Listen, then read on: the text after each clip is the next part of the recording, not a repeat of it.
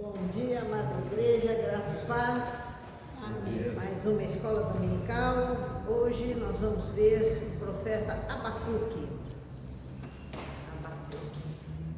Gente, quando eu leio esse profeta, nossa, parece que ele está falando aquilo que eu estou pensando. Eu fico até meio desesperada com isso aqui. Então, irmãos, vamos abrir nossas Bíblias no profeta Abacuque.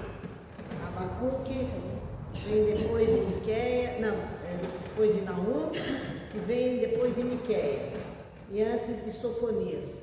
Se é que alguém sabe onde fica Sofonias na Bíblia. Então, qualquer coisa existe um índice. Dá para dar uma olhadinha. Vamos orar, irmãos, para que Deus nos ilumine. Senhor Deus, nosso Pai, te agradecemos, Senhor, por este momento na tua presença, Pai, que podemos falar um pouco mais de ti e aprender um pouco mais de ti, Senhor. Ilumina-nos, Senhor, põe o teu Espírito Santo sobre nós, Pai, para que possamos entender aquilo que vem do teu coração para nós. É o que te pedimos, em nome de teu Filho Jesus, Senhor. Amém. Amém. Então vamos lá. Primeiro, quem foi Abacuque? Ninguém sabe. Essa é a verdade, ninguém sabe. Alguns dizem que ele teria, o que aparece é um livro apócrifo do Daniel, o Bel e o Dragão, que fala que talvez Abacuque teria alimentado Daniel. Outros dizem que o nome dele é Caldeu, nada tem a ver, mas se ele fosse Caldeu, ele não poderia ser um profeta, não poderia estar servindo no templo. Então tem algumas coisas, há uma discussão do que quem seria Abacuque, porque não fala quem é o pai, não fala sobre o nome dele, não fala da onde ele vem. Abacuque ele ocupa a 8ª posição entre os profetas menores, estando entre Naum e Sofonias, que atuaram aproximadamente na mesma época e tinham em comum a posição quanto à justiça, a soberania e a graça de Yahvé. Deus, né? A estrutura do livro é objetiva com 2 perguntas levadas por Abacuque diante de Deus, cada uma delas sendo seguida pela resposta de Deus. A primeira refere-se à aparente tolerância de Yahvé em relação ao pecado, especialmente a injustiça, seguida da garantia que Deus lidará com isso usando o Império Caldeu ou Neobabilônico como instrumento. Assim, esta primeira resposta parece estar apontada para a destruição de Jerusalém pelos babilônicos em 587 a.C. Mas isso levanta um problema moral ainda maior para Abacuque. Como Deus pode usar como instrumento de juízo um povo muito mais cruel e desumano do que aquele que está sendo punido? Com a expectativa, Abacuque aguarda uma resposta, que vem quando Yahvé promete julgar a Babilônia. A segunda resposta de Deus relaciona-se, portanto, à conquista da Babilônia pelos persas em 539. Abacuque responde a essa garantia da justiça e do amor de Deus com um salmo de adoração, que relembra a vinda de Deus para encontrar-se com Israel no Sinai, e também a sua atuação como poderoso guerreiro em defesa de seu povo. O livro termina com uma comovente expressão de confiança do profeta em seu Deus. É complicado, né? Até Abacuque fica, como é que Deus pode dar justiça com um povo injusto? Mas vamos dar uma lida, vamos lá, vamos começar. Abacuque capítulo 1. Sentença revelada ao profeta Abacuque. Até quando, Senhor, clamarei eu e tu não me escutarás? Gritar-te-ei violência e não salvarás? Porque me mostra a iniquidade e me fazes ver a opressão? Pois a destruição e violência estão diante de mim. Há contendas e o litígio se suscita. Por esta causa a lei se afrouxa e a justiça nunca se manifesta, porque o perverso cerca o justo e a justiça é torcida. A gente vê isso aqui e pensa, puxa vida, os dias de hoje não está diferente não. E eu não estou falando só aqui do Brasil, eu estou falando do mundo como um todo. A gente fica pensando, gente, como é que pode?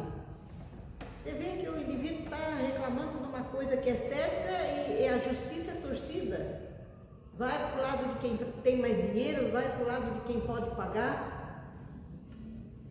E aí, a resposta: vede entre as nações, olhai, maravilhai-vos e desvanecei, porque realizo em vossos dias obra, tal que vós não crereis quando vos for contado.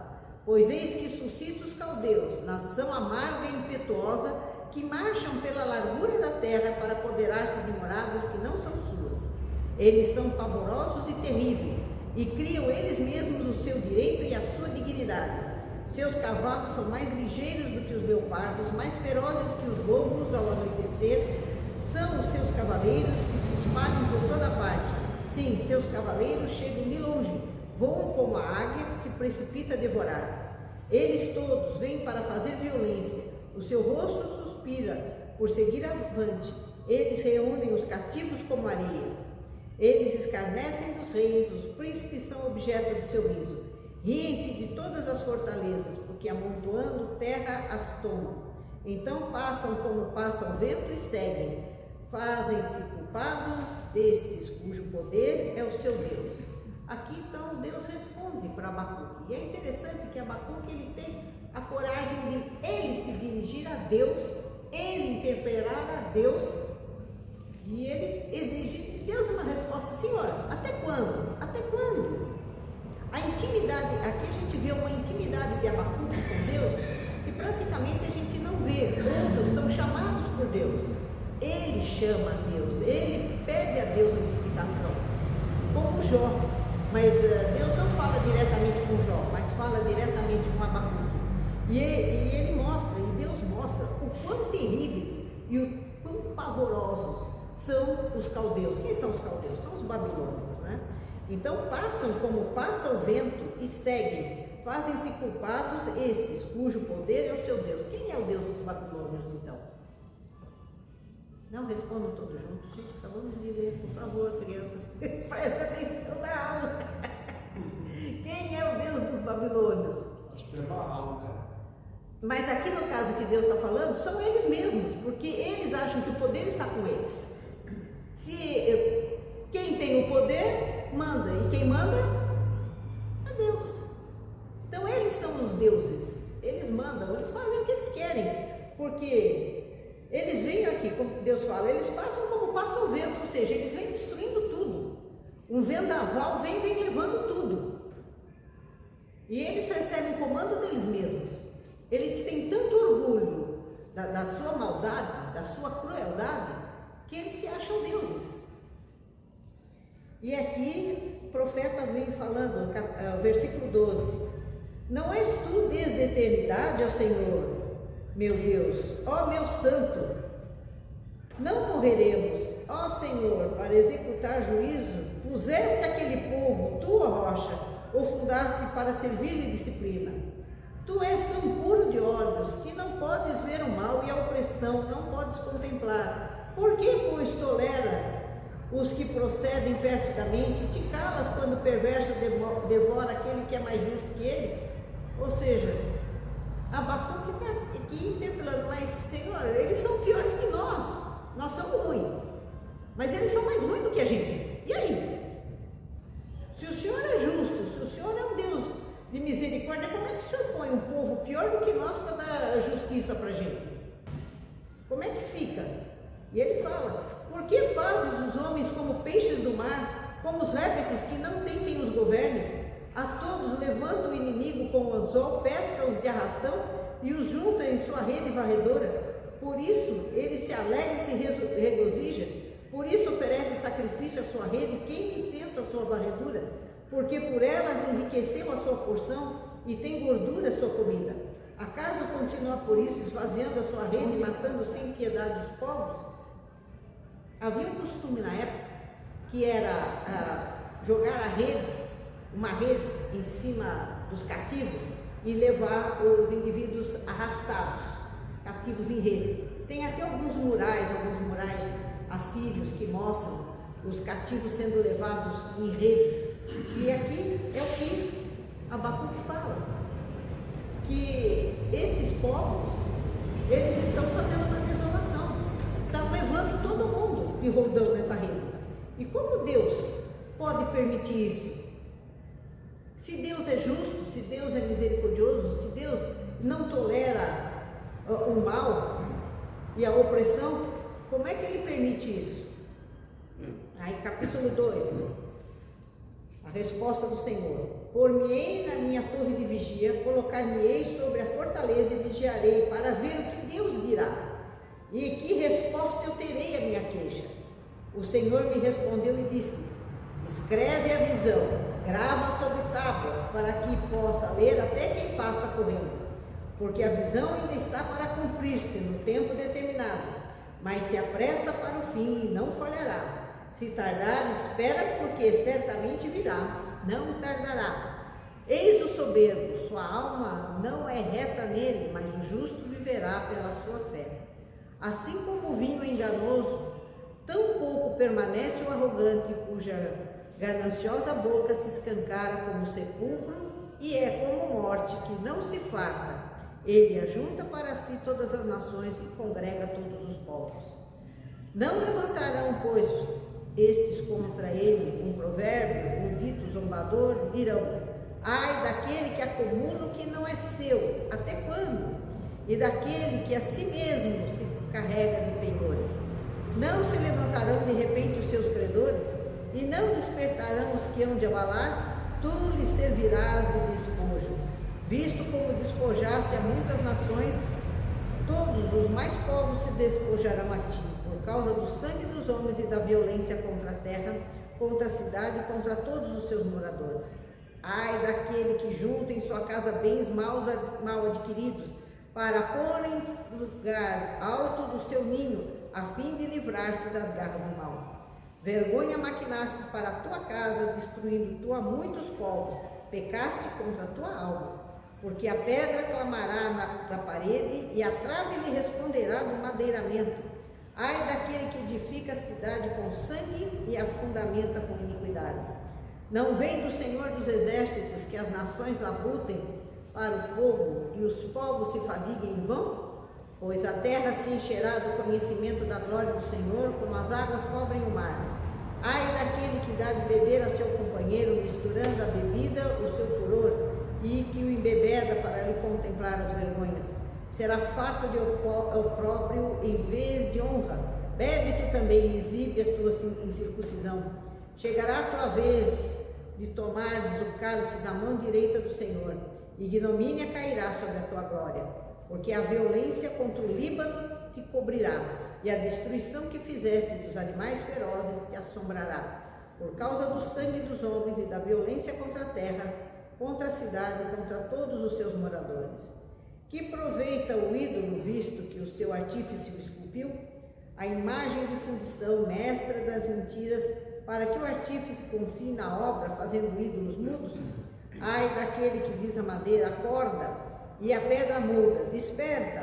Pode o ídolo ensinar? Eis que está coberto de ouro e prata, mas no seu interior não há fôlego nenhum. O Senhor, porém, está no seu santo templo, cale-se diante dele toda a terra. Gente, é um juízo bem pesado, é um juízo forte, esse que Deus traz para o povo babilônico, que ele mostra aqui, que é a visão que Abacuque está vendo. Ele tem que gravar sobre tábuas. Por que gravar sobre tábuas? Porque gravar, escrever, marcar, para que todos aqueles que passam possam ver, mesmo aqueles que passam correndo. Por quê? Porque os que passam correndo estão fugindo, provavelmente fugindo dos babilônios. Ele foi o cara que inventou o outdoor. Exatamente, ele inventou o outdoor. Você passa na estrada, né? Eu passei esses dias, recente aqui, passei, tem um monte de outdoor que um complementa o outro. Não sei se você já percebeu. Sim. Todos têm a mesma cor, o primeiro tem uma frase, o segundo tem uma outra que complementa aquela. Eu estava lendo aqui e falei, foi esse cara que inventou o outdoor, né? Porque era exatamente isso, uma placa enorme que as pessoas pudessem passar correndo e bater os olhos e falar: nossa, é isso aí, isso vai acontecer, isso é verdade. Realmente. E bacana que a Abacuque nem pegou os direitos autorais sobre isso, né? Os descendentes dele estariam bem hoje. Mas, e seria um dinheiro honesto, né?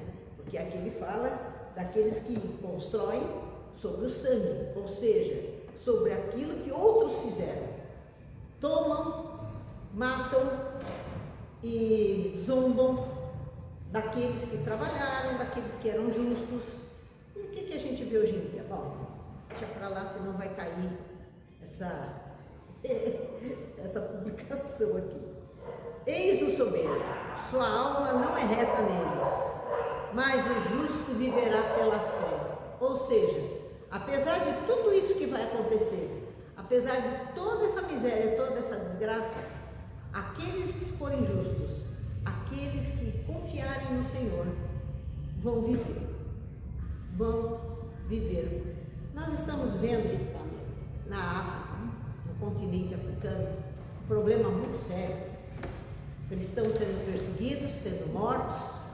Há pouco tempo eu vi a família de um pastor, foi completamente chacinada, inclusive o bebezinho de 2 meses foi morto, porque o indivíduo está lá firme na fé, e apesar disso ele está lá pregando.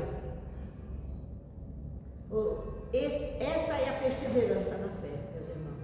O justo vai viver pela fé, mesmo que tudo vire de avesso, mesmo que o mundo fique de pernas pro ar. Nós, como crentes, temos que confiar no Senhor, porque Deus não está falando só da vida aqui, Ele está falando da vida lá. Porque o que é mais importante para nós? Nós que somos crentes, qual é o nosso objetivo? Nós vamos viver para sempre? Não respondam todos juntos. Depois de morrer, Sim, mas eu estou falando agora. Nós vamos viver para sempre? Qual é o nosso propósito? É preparar a nossa vida para lá. Como é que nós preparamos essa vida para lá? Confiando em quem? Gostei, dona Ivânia, vai ganhar uma estrelinha hoje. Difícil essa pergunta. É difícil, né? É o que o pastor falou agora há pouco no sermão. Nós temos só um caminho, nós temos só uma luz. Quem é essa luz? Por favor, não respondam todos juntos. Jesus, eu ia falar, começa com G e acaba com Zus, mas a senhora falou primeiro. Muito bem, a senhora já está a segunda estrelinha hoje. Então, está me devendo umas 20 já. Eu vou falar que nem no seu Madruga, tudo de montão no fim do ano. De montão no fim do ano, eu pago as minhas estrelinhas. Então, meus irmãos, o que nós temos aqui é essa confiança. Por isso o justo viverá pela fé. Mesmo que tudo vire do avesso, mesmo que falte as coisas, para o justo não vai faltar, porque nós confiamos em Deus. Nós não vamos passar necessidade? Bom, nós temos que ver também a questão, né, do que Deus nos dá, o discernimento. Nós temos a parábola das 10 virgens, né? Nós temos que ser prudentes, nós temos que ser previdentes de uma série de coisas.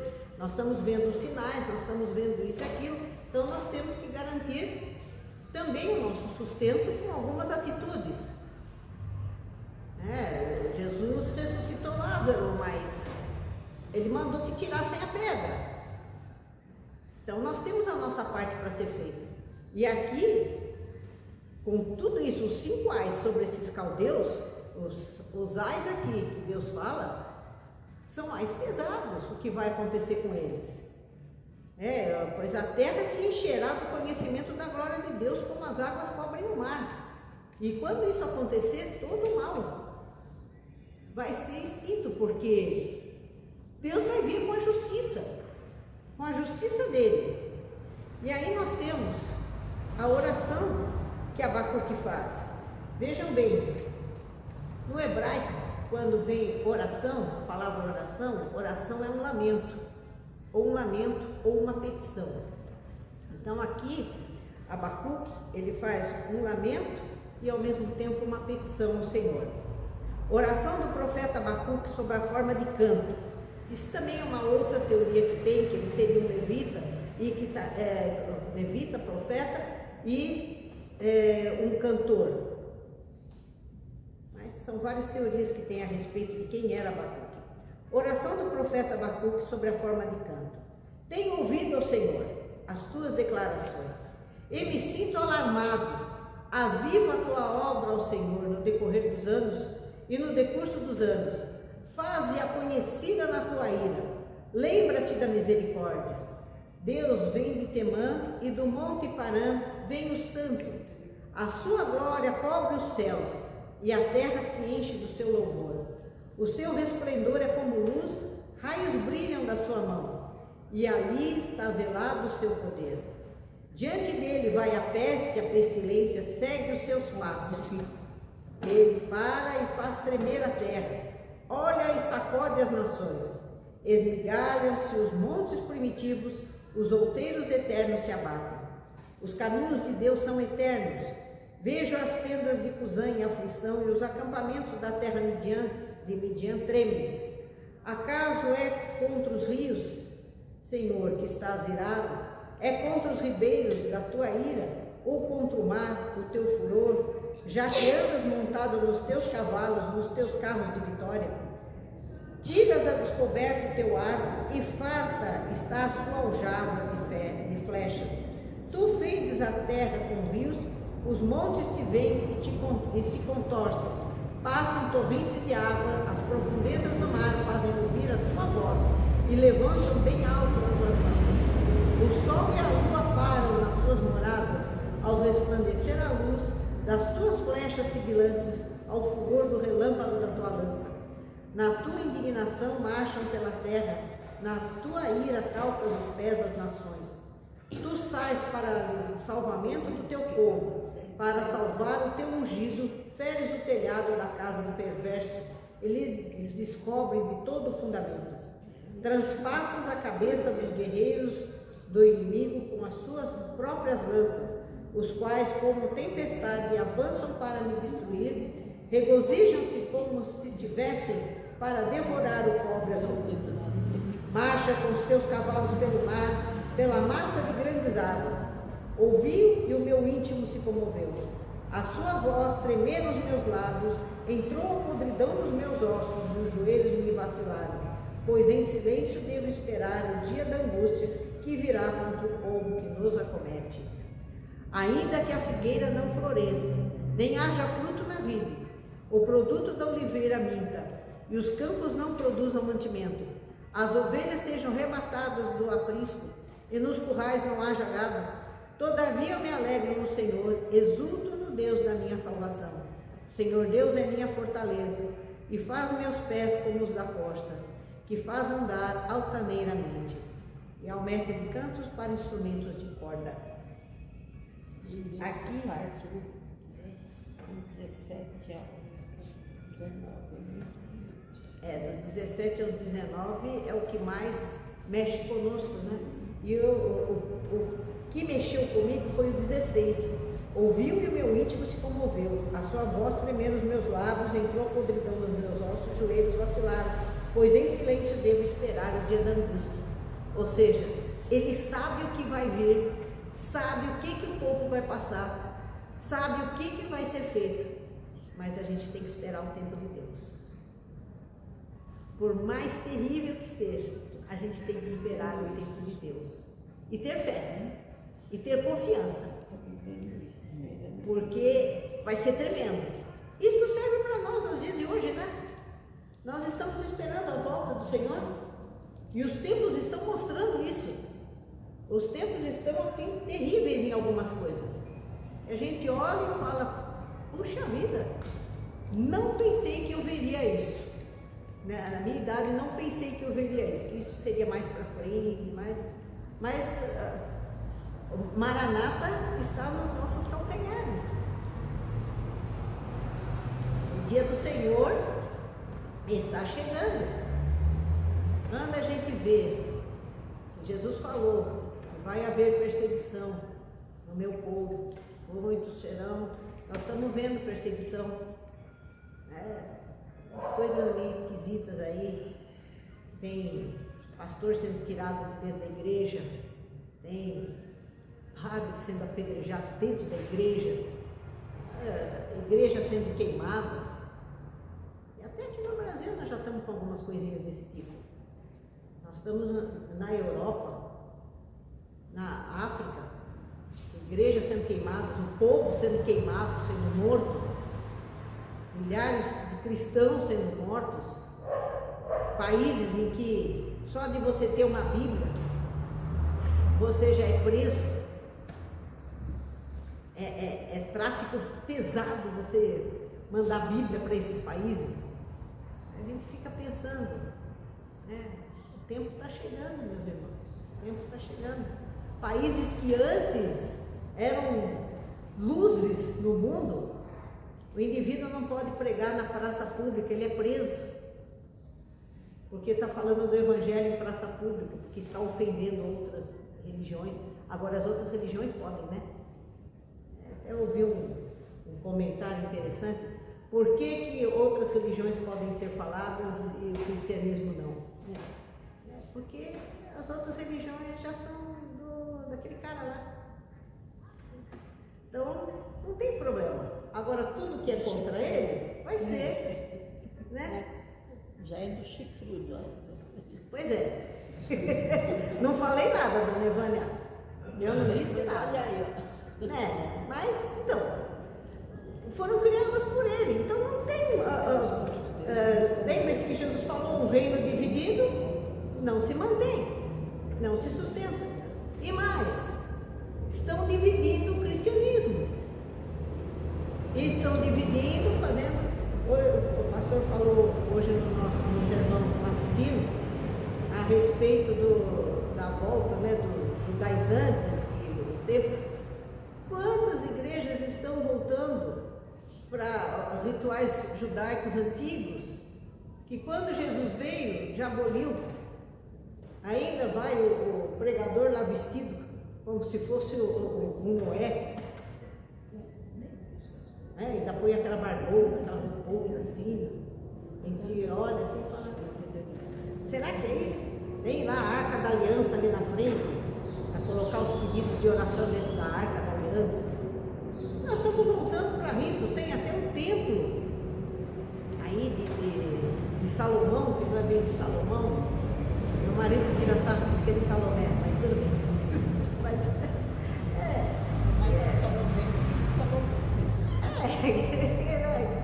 Salomé que pediu a cabeça de João Batista, né? Então, pois é, tem umas coisas aí que a gente olha e fala, nós estamos nos fins. Jesus está para voltar, meus irmãos, e este juízo virá. Assim como o juízo que Abacuque prenuncia para os babilônicos, isso também para os ímpios que estão na terra. Estão falando aí de uma globalização, de um governo único no mundo todo, que vai vir uma nova pandemia e que vai, esse governo único vai tomar todas as medidas e vão colocar o chip. Já tem essa história do chip na mão. Já está aí, não é mentira. Essa é teoria da conspiração, não. A Bíblia é uma teoria da conspiração há séculos. E diz que vai ter um negócio que vai pôr na mão e que vai passar e que todos vão ter que comprar e vender através daquilo lá. É isso que me preocupa, esse negócio com o chip.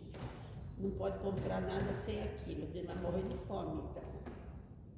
Não sei, Evânia. Aí que está. Nós temos que confiar no Senhor. Não precisa nem do chip para fazer isso. Essa questão do chip é dispensável. Hoje em dia é dispensável. Com chip ou sem chip, se não quiser que você compre ou venda, eles não deixam. Não,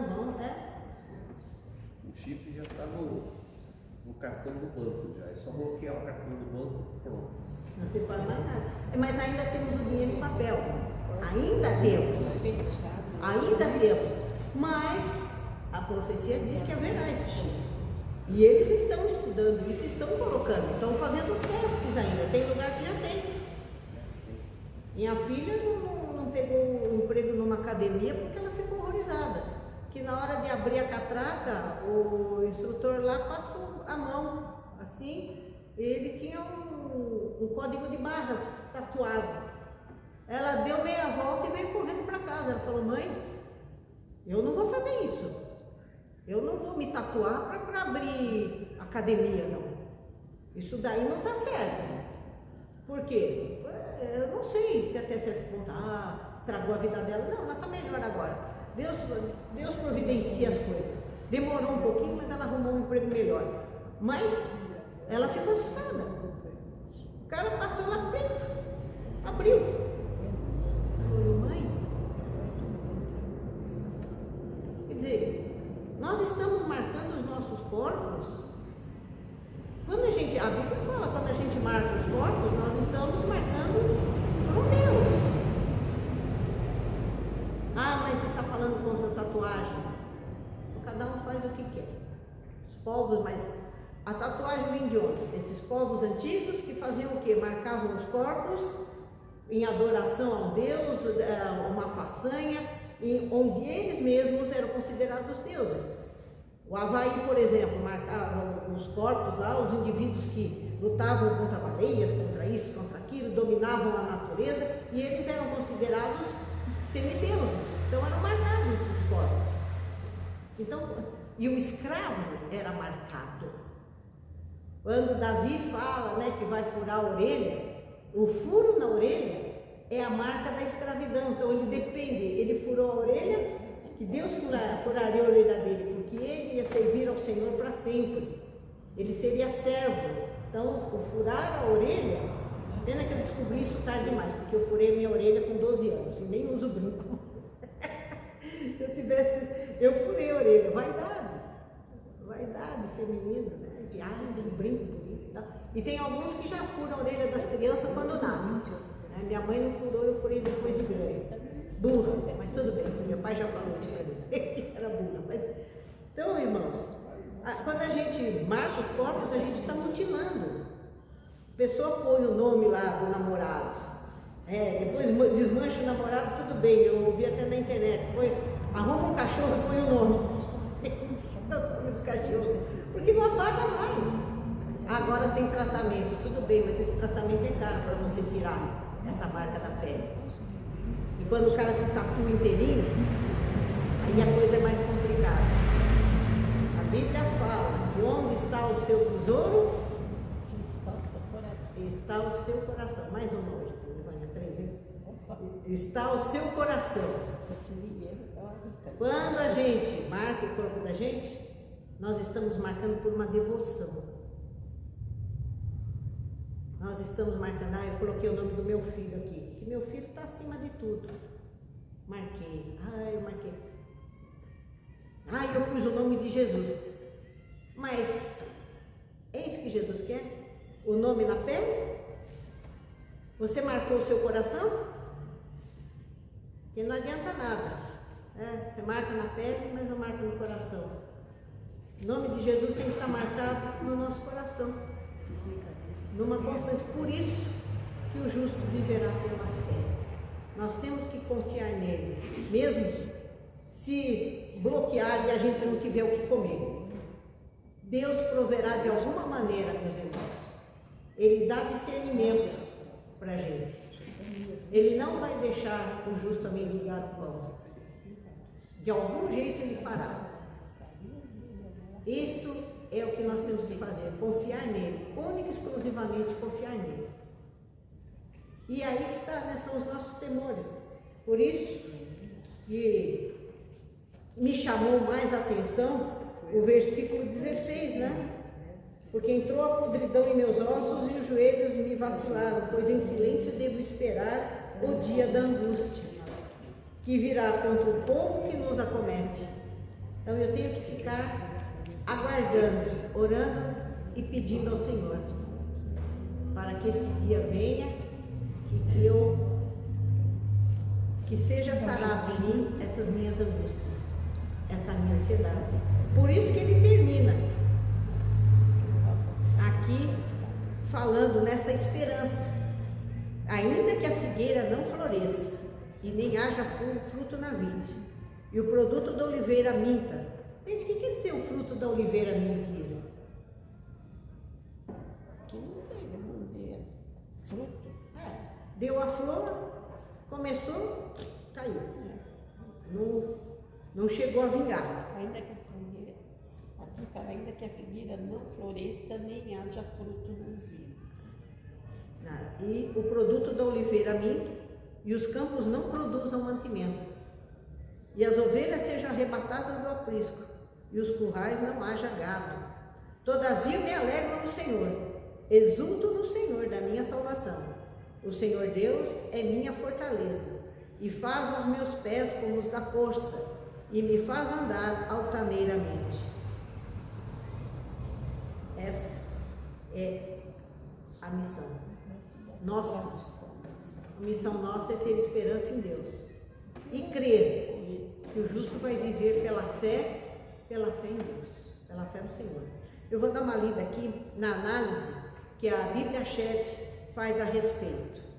O profeta filósofo Abacuque sentia-se perturbado acerca da intensa impiedade de Judá, mas em contraste com seu contemporâneo Jeremias, preocupava-se mais com a aparente relutância de Deus em julgar, do que com a falta de arrependimento do povo. Destruição, violência e desconsideração para com a lei floresciam desenfreadamente, a despeito dos ardentes apelos do profeta para a intervenção de Deus. Deus replicou a Abacuque que ele não teria de esperar por muito tempo para receber a resposta. Os ferozes e violentos caldeus babilônios seriam a vara que Deus usaria para castigar e açoitar a Judá perante os próprios olhos de Abacuque. Em lugar de suspender a carga do profeta, essa resposta aumentou, pois Abacuque se viu a braços com um segundo e mais complicado problema. Como é que Deus, cujos olhos são por demais puros para contemplar o erro, fica impassível, enquanto uma nação ímpia e sedenta de sangue engolfaria um povo mais justo que ela? E o profeta procurou um lugar solitário para esperar a resposta de Deus. A resposta é dada numa das mais grandiosas declarações da Escritura: o justo viverá pela fé, ou fidelidade. Os justos serão preservados no dia da tribulação, vistos terem dependido de Deus, pelo que também Deus podia depender deles. Retribuição súbita e certa será a proporção dos altivos invasores, que assim compreenderão a inutilidade da tirania e da vaidade e da idolatria. A resposta termina com uma ordem de silêncio universal perante o soberano Senhor. Sendo-lhe assegurado que a justiça triunfará, o profeta eleva o seu coração numa oração para que Deus opere novamente uma obra poderosa, conforme operara no Êxodo e no Monte Sinai. Após contemplar o majestoso resplendor do Onipotente, Abacuque reafirma sua confiança no Deus de sua salvação, em uma das mais comoventes confissões da Escritura Sagrada. Então isso é o que Abacuque deixa para nós, a esperança, que mesmo em dias ruins, mesmo em dias maus, Deus cuida de nós, desde que nós depositemos a nossa vida nele. Existe uma contrapartida, Deus cuida, mas nós também temos que nos deixar ser cuidados por Deus e não nos levar por, como eu disse aqui, falsos ídolos, falsas imagens, porque quando a gente adora a estas outras coisas, mas eu não adoro outros ídolos. Não? Nós temos agora um novo ídolo. Eu adoro o celular. Mas tem gente que não consegue se livrar dele. Tem gente que vai até no banheiro com ele. Antigamente a gente levava revistinha. Agora a gente leva celular. O pessoal leva celular. Poder levar a Bíblia no banheiro, né? Eu acho que é uma falta de respeito com Deus. Não estou falando isso, mas antigamente a gente tinha história em quadrinho, tinha os gibizinhos, tinha um Pato Donald que a gente levava, né? Eu, pelo menos, eu tinha minha bibliotequinha no banheiro, que eu ia lá e ficava vendo um Tio Patinhas, um Asterix, mas agora a pessoa leva o celular, leva o celular e fica lá. E o pior é que passa horas e horas e horas e horas quando vê, eu só vejo uma coisinha, 10 horas da noite, quando vai ver é 4 da manhã. Perdeu o sono, perdeu uma parte da vida, aí depois fica com sono o dia inteiro, não consegue fazer nada. Aí como não consegue fazer nada, vai pegar o celular de novo para distrair um pouquinho. Tem gente tendo crise de abstinência. Tem criança com crise de abstinência por causa de celular. Culpa do pai e da mãe, que deu um celular para uma criança que não era para dar. Mas aí que está. Ao mesmo tempo, é uma forma da senhora controlar. Põe no localizador, a senhora sabe se está na escola, se não está. É uma faca de 2 gumes. É como uma faca. A faca a senhora usa na cozinha para cortar uma batata, cortar uma carne, mas ela serve para matar alguém. Depende do uso. A senhora pode usar o celular. Olha, quando começou essa história de celular, na escola era um inferno. Agora deve estar pior. Porque eles ligavam de uma sala para outra para combinar no intervalo para bater em alguém, para sair. E eu ficava louca da vida, porque eu via a molecada lá ligando para a turma de outra sala. Aí era a hora da reunião de pais, eu lascar o sarrafo.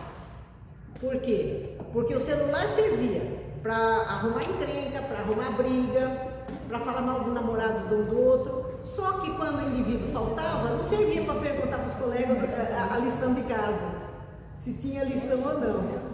Então, tem que servir. É uma coisa útil. Gente, eu tenho mais de 1000 livros nesse meu celular. Aqui eu tenho uma biblioteca tremenda, além da que eu tenho em casa, física. E eu uso. Porém, eu também não posso ficar o dia inteiro. Tem gente que briga comigo, você não atende o telefone.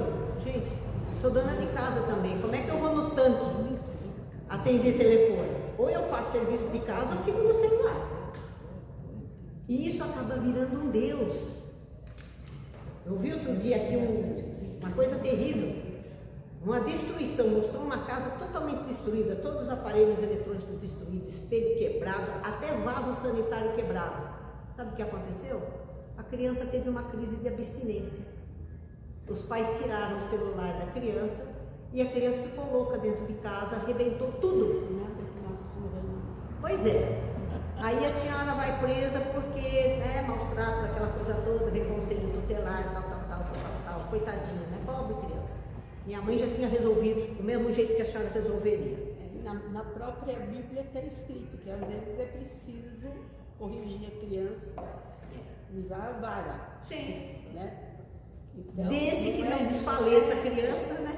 Está escrito também, problema. Claro, não é matar nem machucar nada, mas um corretivo. Em casa falar, a próxima vez que você fizer isso. Não, em casa não tinha próxima vez. Minha mãe só olhava. Minha mãe só olhava. Também aí não. Próxima vez, já não tinha próxima. Mas tem crise de abstinência, gente, igualzinho uma pessoa viciada em droga. Porque a pessoa viciada em droga, ela tem uma crise de abstinência terrível. Ela arrebenta tudo, ela tem o delírio tremens que ficam batendo as mãos assim. É uma coisa, parece fácil, mas não é.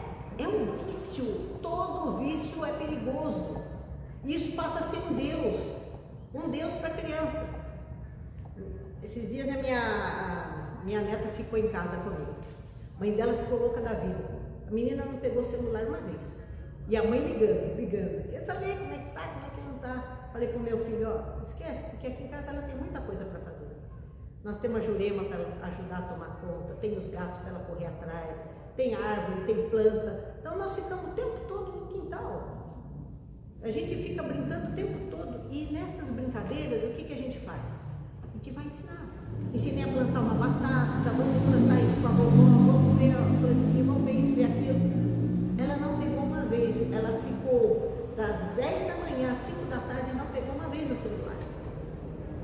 Ela esqueceu o celular, gente. Por quê? Porque ela tem uma atividade, ela tem algo útil para ser feito. Quando se confina uma criança num apartamento de grandes 20 metros quadrados, o que ela vai fazer? Nada. Não tem o que fazer, não tem serviço. Existe um ditado popular que diz: mente vazia. Oficina do diabo. Ah, agora o senhor ganhou uma estrelinha. Então, mente vazia, oficina do diabo. O diabo também está aqui. Se aqui nós podemos ter coisa de Deus, nós também temos coisa. Depende do que se vê. É complicado. Se nós somos de Deus, o que nós temos que fazer? Nós temos que encaminhar os nossos para as coisas de Deus. E o que são essas coisas de Deus? É você falar de Jesus o tempo todo? Sim, é falar de Jesus o tempo todo, mas mais do que falar, é viver esse Jesus o tempo todo. E esse é o mais difícil. Como é que a gente vive Jesus o tempo todo? Meninas, atenção à chamada. Como é que a gente vive Jesus o tempo todo?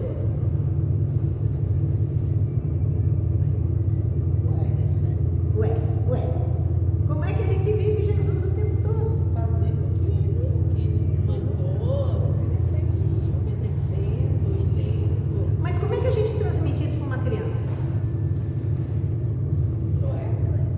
Ué, parece normal, mas quando a gente pega e faz a pergunta, aí a coisa entorta. Não, sim. Ensina cada detalhe, cada coisa você vai mostrando. Além da situação. Não foi satisfatório a resposta. Então dá assunto que nós não vamos adivinhar. Fala. Eu estou curiosa. Realmente é nesses detalhes do dia a dia, mostrar o que é certo. E o que é certo? Ajudar a mãe a arrumar a casa, deixar suas coisas em ordem, porque Deus não é um Deus de caos. Deus é um Deus de ordem e organização. Então, criança que joga as coisas, joga o brinquedo para todo lado. Ah, não, deixa que eu vou lá e cato. Você não está tendo uma atitude correta. Ela jogou, ela tem que catar. Ela tem que cuidar. Mostrar. Ah, tem bicho? Nós temos que cuidar dos animais. Senão não tem. Se você não quer cuidar, a gaiola da Jurema está suja, então vamos tirar a Jurema, vamos limpar. A Jurema está numa fase agora perdendo pena, está difícil, ela fica só na gaiola. Então vamos dar comidinha para ela na gaiola, que é o que ela quer. Ensinar o amor às coisas de Deus. Tem as plantas, Deus, está nascendo, vai lá ver, a batata já está com aqueles brotinhos. Vamos plantar? Vamos valorizar, vamos plantar, vamos ver como é que fica daqui a alguns dias, vamos. Ensina a cuidar. Isso, Deus cuida de nós. Deus deu o mundo para a gente cuidar. Se nós não ensinarmos isso, gente, o leite da vaca não vem do supermercado. A criançada hoje em dia não sabe. Acha que o leite vem na caixinha. Não sabe que tem uma vaca que precisa dar comida para ela, que ela tem que tomar remédio. Eu tenho um passarinho que teve um AVC. Vocês sabiam disso, que passarinho tem AVC? Pois é, eu fiquei sabendo depois que ele teve. Ele fica assim na gaiola. Ele já faz 1 ano que eu estou achando que ele vai morrer. Mas eu dou comidinha para ele, tem que deixar lá a comida fresca, tem o grãozinho para ele, a aguinha, troco, limpo a sujeirinha dele, tudo. Ele vai morrer, ele está lá. Não adianta levar para a veterinária, porque a veterinária falou, só do transporte ele pode ter uma síncope e morrer. Tem que cuidar. Isso eu tenho que ensinar para minha neta. Não é porque ele está doentinho que eu vou jogar fora. Que muita gente faz isso, o animal fica doente e o que faz? Põe na rua. Porque quando você ficar doente, ficar velho doente, o que você ensinou para ele? Para o seu neto? Que você pode ser jogado na rua também. Então, ter Deus, se mostrar Deus para uma criança não é só falar, é a gente agir como Deus agiria. Cuidar, porque Deus cuida. Nós temos que cuidar. Ensinar a criança a cuidar com amor. Ah, eu tenho obrigação. Se você tem um animal, você tem obrigação. Você tem planta, você tem obrigação. Então, irmãos, o que a Abacuque fala para nós, e nós temos que ter no coração é que mesmo em toda dificuldade, nós temos que estar firmes no Senhor, firmes na fé. E passar isso para os nossos. Passar isso, essa confiança, que mesmo na dificuldade, nós temos que trabalhar para o Senhor e estar com o Senhor no nosso coração, sempre. Por mais difícil que seja, porque a vida não é fácil, irmãos. Quem aqui chegou onde chegou na moleza? Tudo foi trabalhoso. Ou fez uma faculdade, ou fez um estudo, ou fez um concurso, ou trabalhou numa coisa difícil, ou está ainda lutando para lá e para cá. As coisas são difíceis, mas se a gente tiver perseverança em Cristo, as portas se abrem, porque nós temos a confiança nele. Ele vai abrir para nós o que há de melhor, mesmo que demore. Nós temos que confiar nele, mesmo que os meus ossos, a podridão chegue aos meus ossos e os meus joelhos vacilem, pois eu devo esperar o dia da angústia que virá contra o meu povo em silêncio, mas na confiança dele, e ainda que não floresça a figueira. Amém, meus irmãos? Amém. Então, que Deus nos abençoe, e a próxima nós vamos ter sinfonias com o nosso irmão André.